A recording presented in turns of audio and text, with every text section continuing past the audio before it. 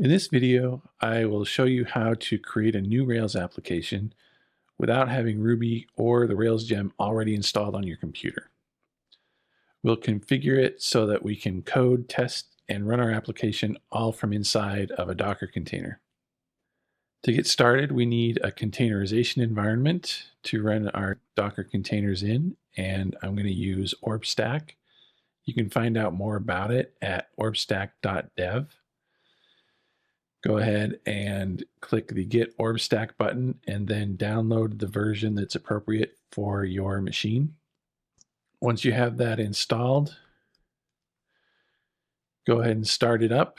Make sure that you allow it to access data from other applications. OrbStack is used to not only run Docker containers, but if you want, you can run Kubernetes clusters and Linux machines as well. But for now, we're just going to stick with the Docker stuff. The next thing we need to do is get the Rails new utility. You'll find that on GitHub at rails/rails-new. This utility lets you generate a new Rails application without having Ruby installed on your machine by using Docker. Just follow the instructions to download and install it. Once you've done that, go to your terminal and run the command. It basically accepts all of the same parameters and options that the Rails gem new command will accept. So we'll give it a name for our project. We'll call it RealPix. We'll use the PostgreSQL database to store our data and Tailwind for styling. And then we also want it to generate our dev container configuration files. Let's run that. And if you haven't downloaded any of the images previously, it could take quite a lot of time to do that. So just be patient, let it run.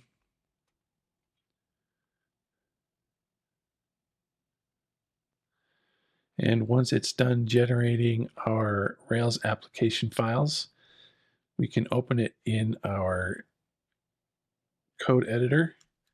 For this project, I'm going to use Cursor, which is based on Visual Studio Code. We can see that it's already recognized the dev container configuration files and is prompting us to reopen our project from inside of the container. We're going to skip that and take a quick look at the files that are inside of the dev container folder. First is the Docker file. This file is based off of a base image created by the Rails team for Ruby development, and we're locked in at Ruby 3.4.2. The compose file is used to bring up multiple services, such as our Rails application, Selenium server for running system tests, and our database service. Finally, our devcontainer.json file provides a lot of configuration information for the dev container environment itself. We give the project a name. We define how we want things to run inside of the dev container. In this case, we're using compose because we want to run multiple services like the database. If you wanted to run Redis as well, you can add that to the compose file and have it spin up a Redis server. Features are basically layers that are used to install software inside of the dev container. If there are certain packages that you need to install, you could look for a feature that installs that package for you. For example, ImageMagick or something else like that. For now, what we have out of the box is the GitHub CLI, some active storage files and Docker files, as well as our PostgreSQL database client. There's a section where we can add environment variables. We can forward ports from the dev container to our host machine. This is important, for example, if we want to be able to connect to our Rails server as well as our database. And then this post create command at the bottom is just the final command that is run after everything in the dev container is set up. Now that we've taken a look at those, let's go ahead and reopen our project in the container. Again, it's got to build the container. So if there are pieces of images that are not downloaded to your machine, it could take some time to download those. Once the container is built, we see that it can't find the gems from our gem files, so it's installing all of those.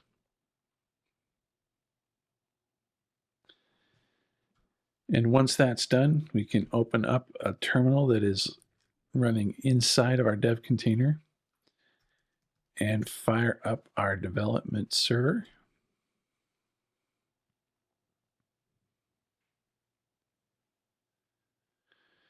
And if we click on this open browser button, we can see our brand new Rails application is running here on localhost port 3000. Now, one of the things that I like about OrbStack is if we take a look at this Rails app container, we can see that OrbStack has assigned a domain name to this container. We can copy that here, or if we click on this link icon, it will try and open a browser to that domain name. In order to fix this problem with not being able to reach the site, what we need to do is we need to open up our procfile.dev, which is used to, it starts our Rails server, and it also starts a Tailwind CSS watch service that will keep track of whenever we make changes to our style sheets and things. It will rebuild the CSS automatically for us. What we need to do for our Rails server is we actually need to bind it to a wildcard IP address. So let's do that. And we will stop and restart our development server. And now that that's done, if we go back to our browser and refresh, we can see that our Rails application is running, but now there's an error having to do with the domain name. For security purposes, in development, Rails will only accept incoming requests to localhost, and if we want it to respond to any other domain names, then we need to configure it to accept those domain names. And we can do that by opening up our development environment file and adding this config hosts line that basically adds the domain name to our config.hosts configuration. But an alternative that I like is if we go back to our dev container.json file, we can actually create an environment variable called Rails development hosts. And we just add that domain name. Now, when we save this, we'll be prompted to rebuild our container. So I'll do that. We'll notice that once we get back into the container, it couldn't find any of the gems that we installed initially, and it's reinstalling them again. And this is something that we'll take care of in the next step.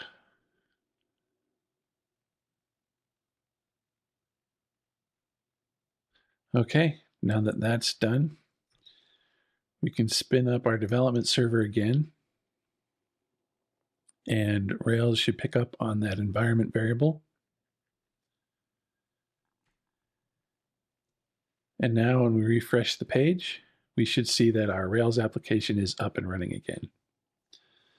So it's really nice to be able to use a domain name to access our projects locally.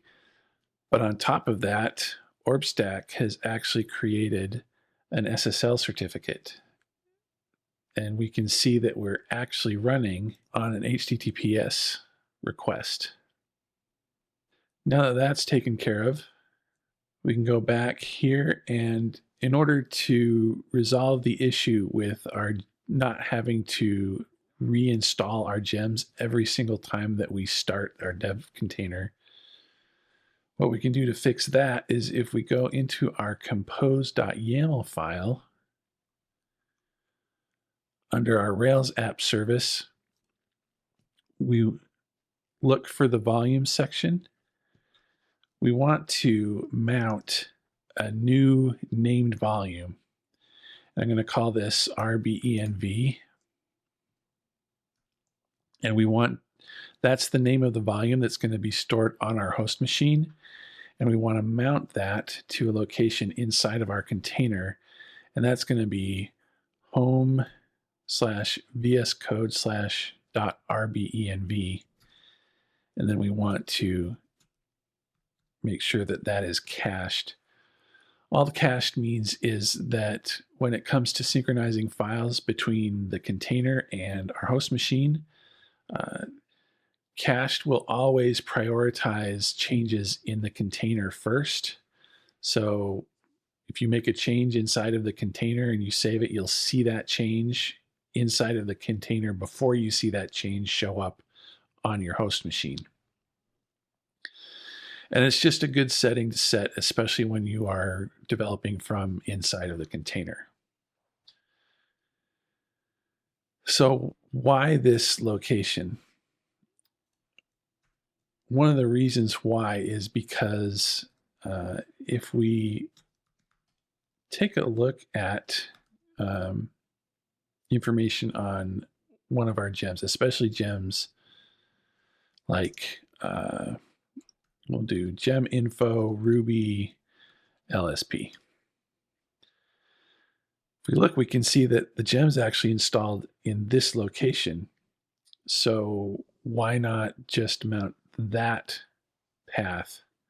So the Ruby LSP gem actually has an executable component to that.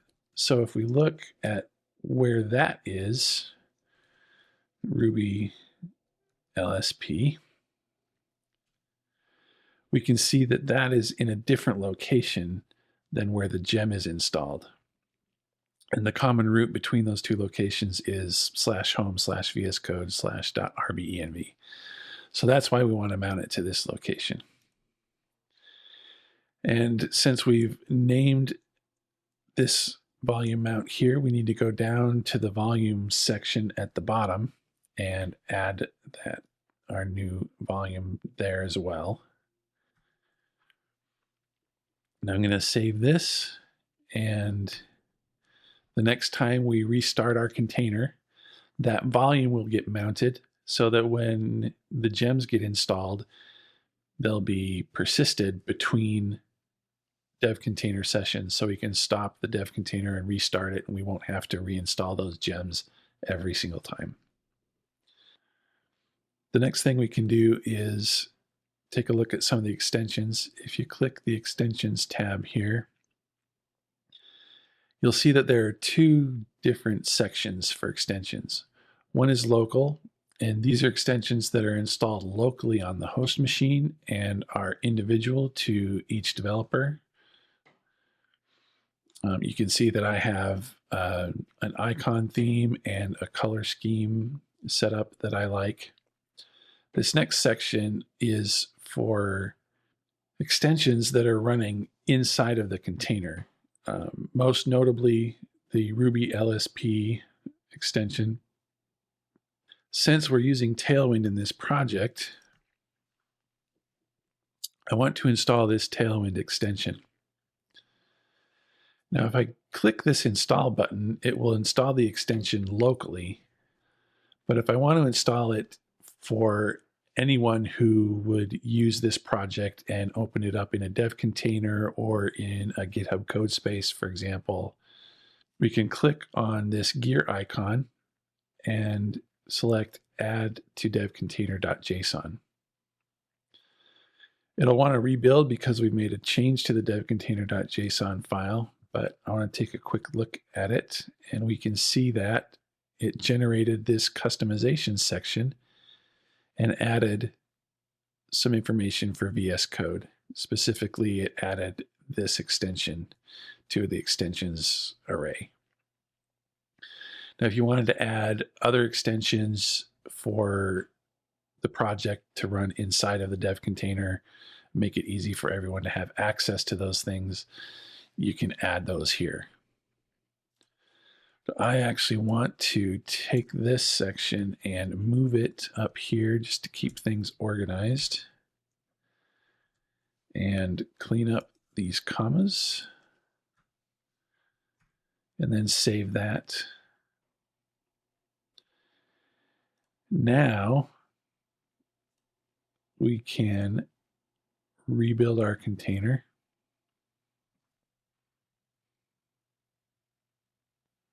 Again, we see that it can't find the gems, and so it has to reinstall them. But now that we have that named volume mounted into our container, it should cache those and they should persist.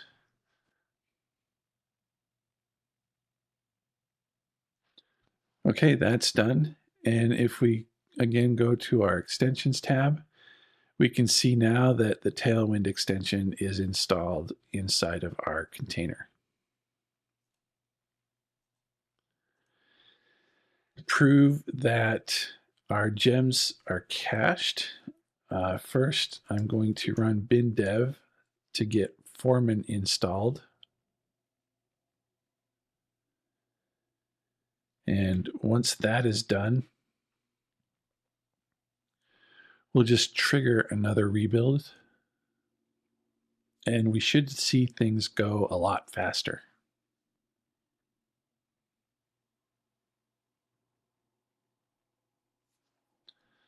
Our container is built, and if we run our development server,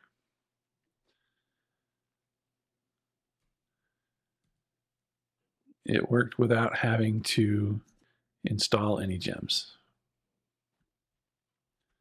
Finally, with all of the configuration and enhancements and customization out of the way, we can contribute our code to a local Git repository.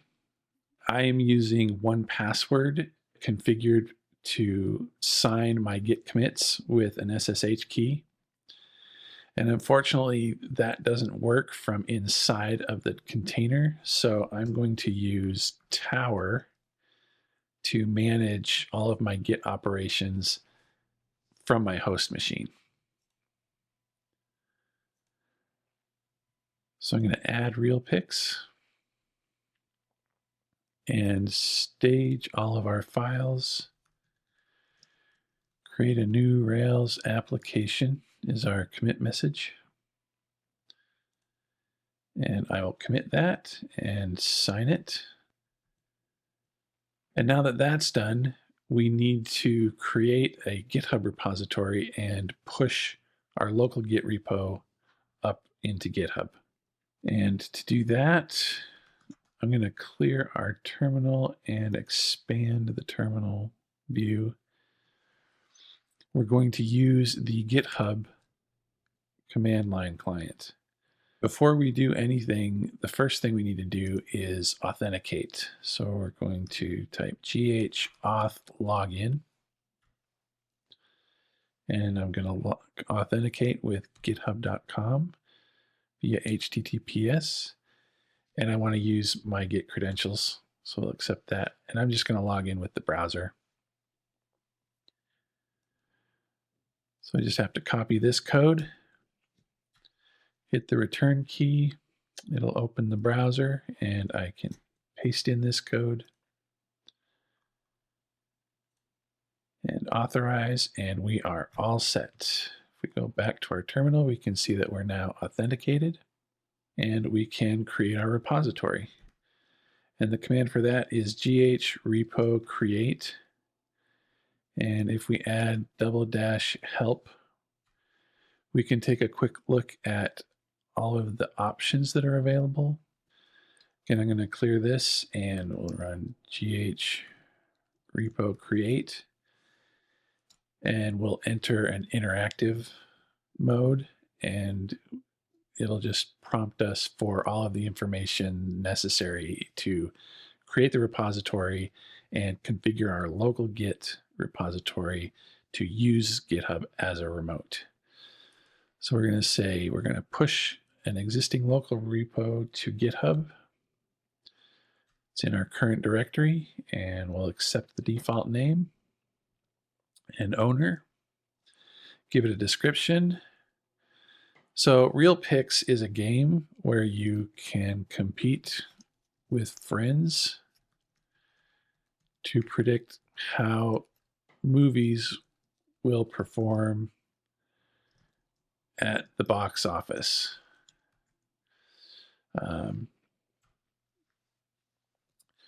We'll make this a public repository, and we do want to add a remote, and it should be called Origin, and we do want to push our current GitHub commits up to GitHub. Our current Git commits up to GitHub. Now that that's done, if we go to our browser and look at GitHub, we can see that our project has been created. And here is our description, and all of our files have been uploaded. And that is how you create a Rails project from scratch without having Ruby installed on your machine, running inside of a Docker container.